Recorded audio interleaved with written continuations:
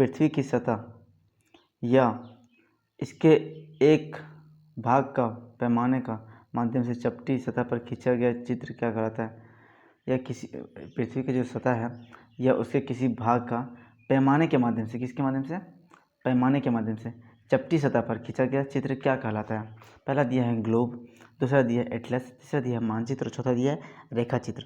तो दोस्तों पृथ्वी का चित्र या पृथ्वी के किसी भाग का चित्र का जो पैमाने के माध्यम से जो चपटी सतह पर चित्र बनाते हैं उसको हम लोग क्या कहते हैं?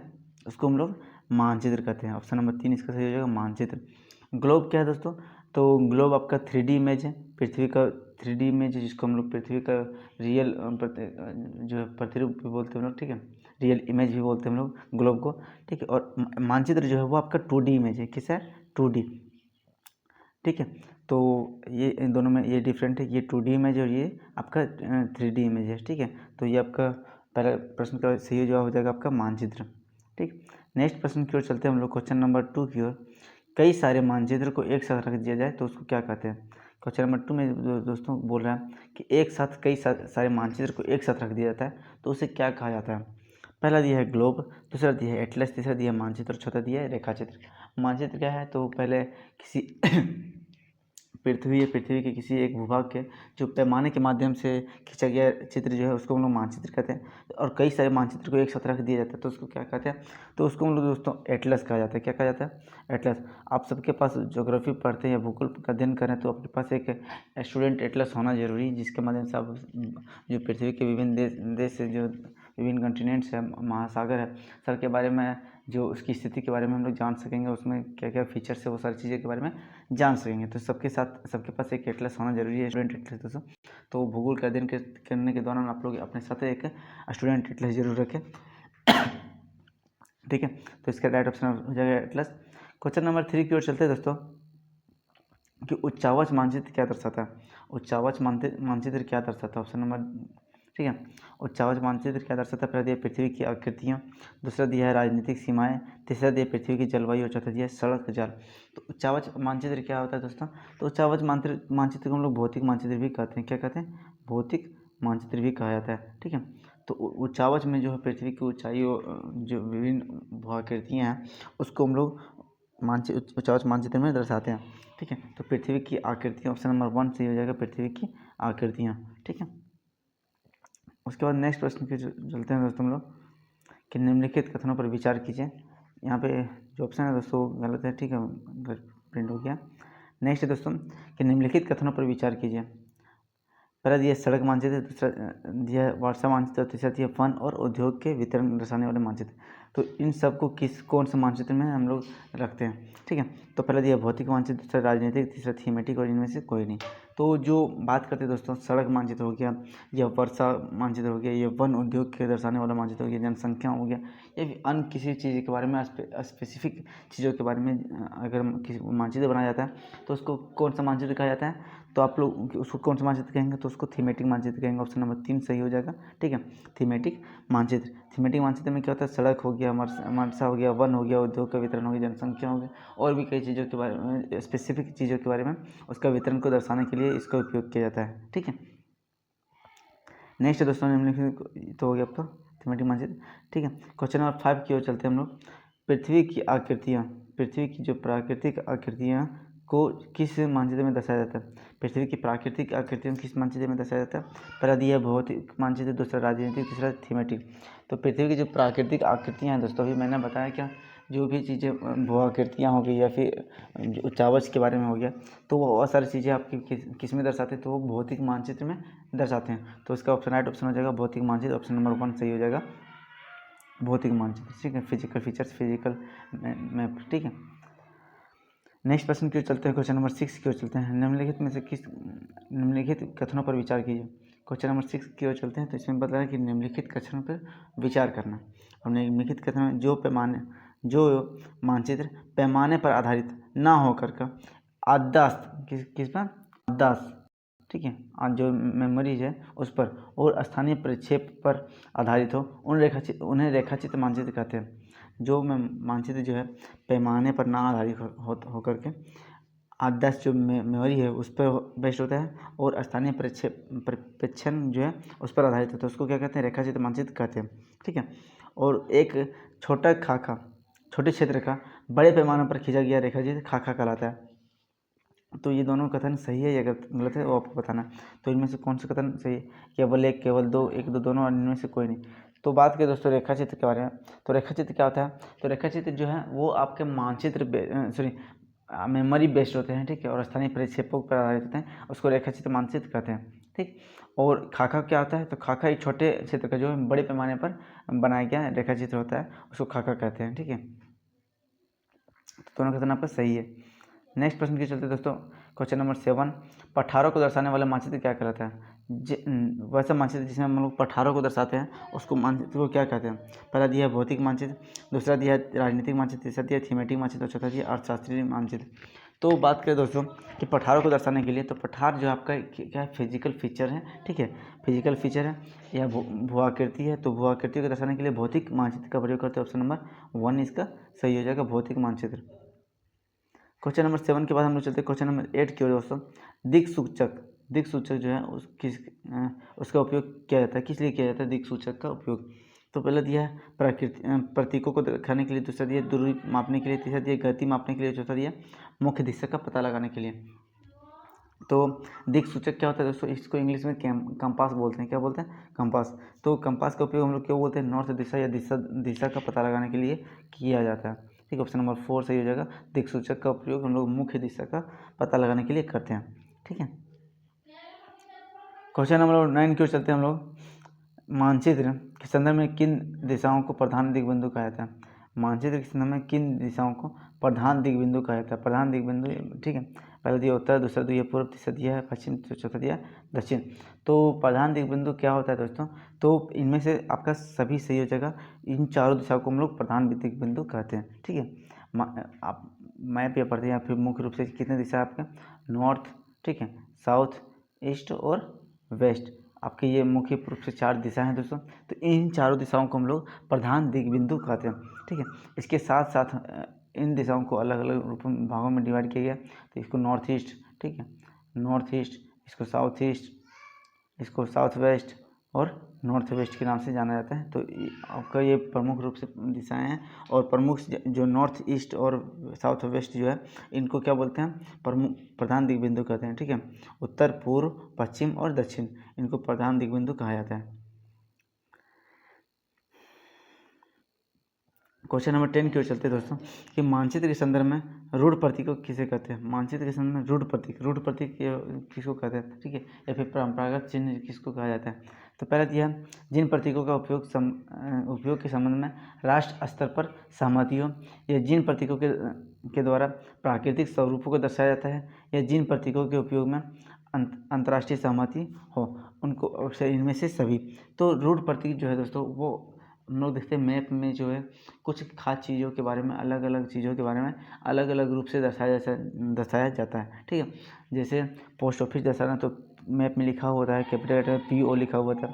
मैप मंदिर कहीं पे है तो मंदिर का स्ट्रक्चर बना होता है दोस्तों, हम लोग देखते हैं ऐसा, ठीक है। या मस्जिद बना हो तो मस्जिद का स्ट्रक्चर बना होता है, चर्च बना हो चर्च का स्ट्रक्चर बना होता है। मैप में इस तरह की चीज़ दर्शाई जाती है। नदी का आकृति, नहर का आकृति, पुल का आकृति, ठीक है, सड़क का आकृति, तो उस बनाया जाता है मैप में। तो ये प्रतीकों के रूप में दर्शाया जाता है। इन्हीं प्रतीकों को हम लोग क्या बोलते हैं? आपको रूढ़ प्रतीक बोलते हैं, ठीक है। परंपरागत चिन्ह या फिर कन्वेंशनल साइन बोलते हैं, ठीक। तो इन प्रतीकों के उपयोग के संबंध में जो है अंतर्राष्ट्रीय सहमति होती है दोस्तों। ऑप्शन नंबर इसका 3 सही हो जाएगा। जिन प्रतीकों के उपयोग में अंतर्राष्ट्रीय सहमति हो उसको हम लोग कन्वेंशनल साइन बोलते हैं। ऑप्शन नंबर 3 सही हो जाएगा, ठीक है। नेक्स्ट प्रश्न दोस्तों हम लोग क्वेश्चन नंबर 11 की ओर चलते हैं। राज्यों, नगरों आदि का विवरण किस मानचित्र में दर्शाया जाता है? राज्यों का विवरण हो गया आपका, फिर नगरों का विवरण हो गया आपका, और तो उसको किस मानचित्र में दर्शाया जाता है? तो भौतिक मानचित्र, फिर राजनीतिक मानचित्र, या फिर थीमेटिक मानचित्र, या फिर अर्थशास्त्रीय मानचित्र। तो राज्यों या नगरों का विवरण जो दोस्तों हम लोग राज्य सीमाओं को या नगरों की सीमाओं के बारे में जो विवरण जो है दोस्तों वो कौन से मानचित्र में दर्शाया जाता है? तो वो आपका राजनीतिक मानचित्र में दर्शाया जाता है। ऑप्शन नंबर 2 इसका सही हो जाएगा, राजनीतिक मानचित्र हो जाएगा, ठीक है। ऑप्शन नंबर 2 सही होगा। नेक्स्ट प्रश्न की चलते क्वेश्चन नंबर 12 का कि वनों का विवरण वन जो है आपका, उसका विवरण किस मानचित्र में दर्शाया जाता है। वन का विवरण दर्शाने के लिए हम लोग किस मानचित्र का उपयोग करते हैं। पहला दिया आपका भौतिक मानचित्र, दूसरा दिया है राजनीतिक मानचित्र, तीसरा दिया है थीमेटिक मानचित्र और चौथा दिया है अर्थशास्त्रीय मानचित्र। तो वनों का विवरण दर्शाने के लिए कौन सा मान किया जाता है दोस्तों। तो वनों को दर्शाने के लिए हम लोग देखते हैं आपका थीमेटिक मानचित्र का उपयोग करते हैं। वन हो गया आपका, सड़क हो गया, वर्षा हो गया, ठीक है, वन उत्पादन हो गया, फिर खनिज को हो गया, जनसंख्या हो गया। तो सारी चीज़ों के बारे में हम लोग देखते हैं। इसका जो स्पेसिफिक चीज़ें हैं उसके बारे में दर्शाने के लिए हम लोग देखते हैं थीमेटिक मानचित्र का उपयोग करते हैं। क्वेश्चन नंबर 12 की बात चलते हैं हम लोग क्वेश्चन नंबर 13 की ओर, कि निम्नलिखित कथनों पर विचार कीजिए। निम्नलिखित कथनों पर विचार कीजिए। स्थल पर वास्तविक दूरी तथा मानचित्र पर दिखाई गई दूरी को बीच के अनुपात को पैमाना कहते हैं, ठीक है। दूसरा दिया है बड़े क्षेत्रफल वाले भूभाग को दर्शाने के लिए बड़े पैमाने का उपयोग किया जाता है और छोटे क्षेत्रफल वाले भूभाग को दर्शाने के लिए छोटे पैमाने का उपयोग किया जाता है। तो इनमें से कौन सा कथन आपका सही है। केवल 1 2 सही है, केवल 1 सही है, 2 3 सही है, फिर इनमें से कोई नहीं सही है। तो बात करें दोस्तों इन प्रश्न के बारे में चर्चा करते हैं। तो स्थल पर जो वास्तविक दूरी है और मानचित्र पर जो मैप पर जो दूरी है उसके बीच के अनुपात को हम लोग पैमाना कहते हैं। ये आपका कथन सबका एकदम बिल्कुल सही है। दूसरा क्वेश्चन दिया बड़े क्षेत्रफल को दर्शाने के लिए बड़े क्षेत्रफल वाले भूभाग को दर्शाने के लिए बड़े पैमाने का उपयोग किया जाता है या फिर बड़े स्केल का उपयोग किया जाता है। तो ये कथन आपका गलत है दोस्तों। उसके बाद छोटे क्षेत्रफल वाले भूभाग को दर्शाने के लिए छोटे पैमाने का उपयोग किया जाता है, ये भी एक कथन आपका गलत है। ये दोनों क्वेश्चन उल्टा दिया हुआ है दोस्तों, कि बड़े क्षेत्रफल को दर्शाने के लिए हम लोग छोटे पैमाने का उपयोग करते हैं, जिसमें 5 सेंटीमीटर बराबर 5 लाख किलोमीटर या 5000 किलोमीटर के आसपास वाला क्षेत्रफल होता है, ठीक है। 5 लाख किलोमीटर क्षेत्रफल को हम लोग दर्शा सकते हैं, ठीक है। एक सेंटीमीटर बराबर 1000 किलोमीटर दर्शाते हैं, ठीक है। तो ये आपका छोटे पैमाने वाले जो बड़े क्षेत्रफल को दर्शाने के लिए छोटे पैमाने का उपयोग करते हैं और बड़े क्षेत्रफल को ठीक है छोटे क्षेत्रफल को दर्शाने के लिए हम लोग बड़ा पैमाने का उपयोग करते हैं, जिसमें 10 सेंटीमीटर बराबर 100 किलोमीटर का उपयोग करते हैं, ठीक है। तो ये आपका हो गया पैमाने के बारे में, कि छोटे क्षेत्रफल वाले भूभाग को दर्शाने के लिए हम लोग बड़े पैमाने का उपयोग करते हैं और बड़े क्षेत्रफल को दर्शाने के लिए हम लोग छोटे पैमाने का उपयोग करते हैं। तो ये दोनों कथन आपका कैसा है, दोनों कथन गलत है। तो केवल एक सही हो जाएगा, ऑप्शन नंबर 2 इसका सही होगा, ठीक है। ऑप्शन नंबर 2 सही होगा। नेक्स्ट प्रश्न की ओर चलते हैं दोस्तों, क्वेश्चन नंबर 14 की ओर। मानचित्र के उपयोग में रंगों पर विचार कीजिए। जो रंगों का उपयोग है मानचित्र में उसका विचार करना है। जल के लिए नीला रंग का उपयोग करते हैं, रेल मार्ग के लिए काला रंग का उपयोग करते हैं और वनस्पति के लिए हरा रंग का उपयोग करते हैं और फलोद्यान के लिए गुलाबी रंग का उपयोग करते हैं। तो इनमें से कौन सा कथन आपका सही है। तो जल के लिए नीला रंग आपका बिल्कुल सही है दोस्तों।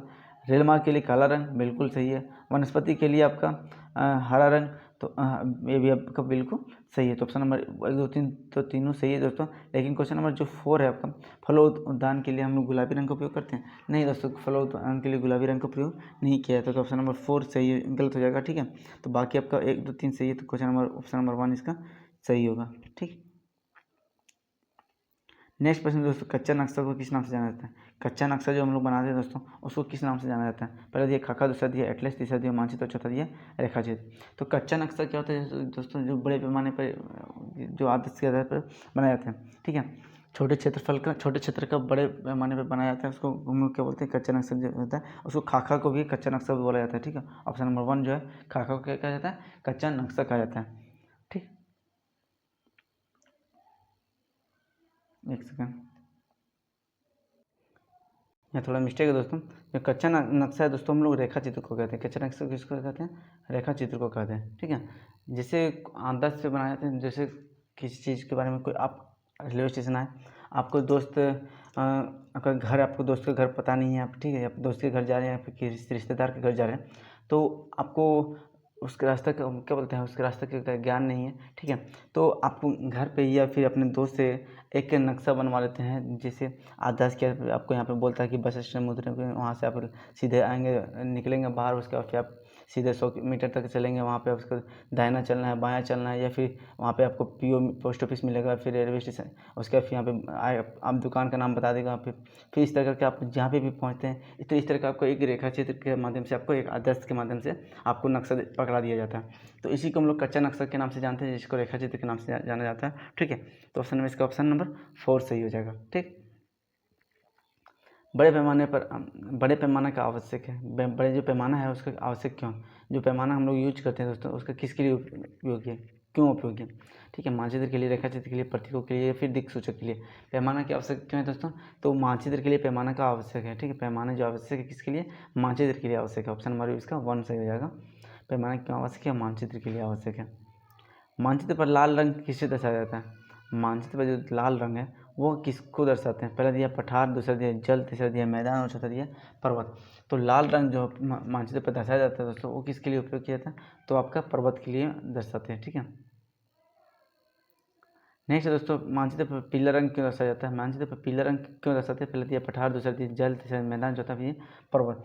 लाल रंग तो आपका लाल रंग से किसको दर्शाते हैं? आपको पर्वत को दर्शाते हैं। तो पीला रंग से किसको दर्शाएंगे दोस्तों? तो पीला रंग से आपको किसको दर्शाएंगे?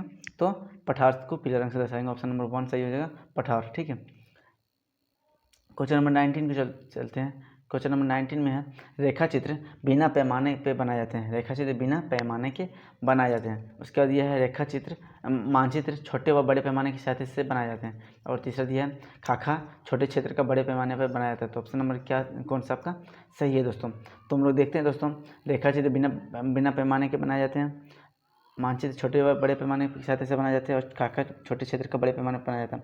हम लोग देखते हैं आपका 2 से तो सही है एकदम बिल्कुल, कि मानचित्र छोटे और बड़े पैमाने की सहायता से बनाए जाते हैं। अब 2 सही है तो किन में सही है दोस्तों? या तो फिर ये होगा या फिर ये होगा। उसके बाद फिर ये दोनों आपका घट गया यहाँ पे। ऑप्शन नंबर 3 ये खाका छोटे पैमाने के खाका छोटे क्षेत्र का बड़े पैमाने पर बनाया जाता है, तो ये भी आपका सही है। तो 3 किस में सही है दोस्तों?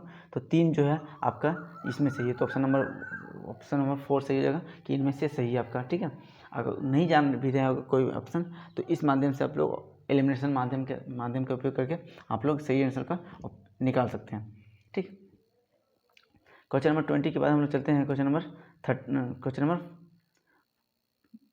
20। ठीक है, डालमा श्रेणी आपका कहाँ है?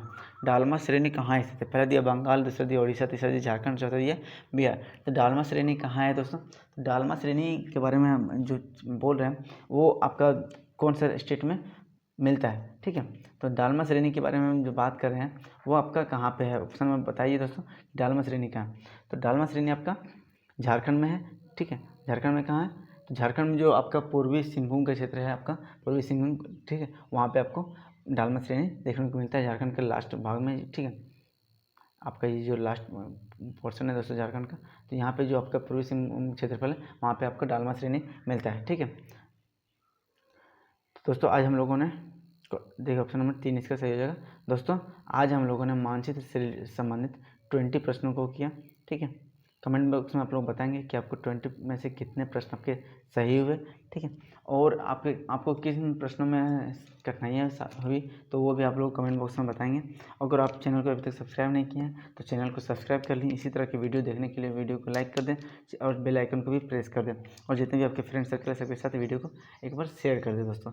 धन्यवाद। जय हिंद, जय भारत, जय झारखंड।